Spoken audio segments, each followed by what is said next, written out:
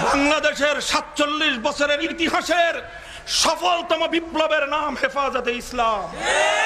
বাংলাদেশের ৪৭ বছরের ইতিহাসের সবচেয়ে বড় গণবিস্ফোরণের নাম হলো শাপলা চত্বর।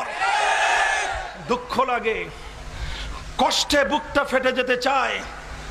আজ কাকরাইল মসজিদের চত্বরে দাঁড়িয়ে একদল লোক নাস্তিক মুরতাদদের সুরে সুর মিলায়ে এদেশের ওলামাদেরকে হেফাজতি বলে গালি দাও।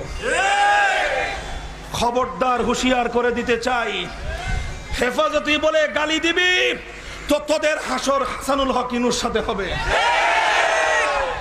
হাসানুল হক ইনু যেদিকে যাবে তোদেরকেও সেই বঙ্গোপসাগরে ভাসায় দেওয়া হবে।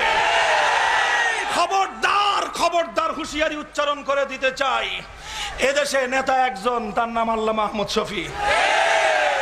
আল্লামা আহমদ শফি হায়াতে থাকা অবস্থায়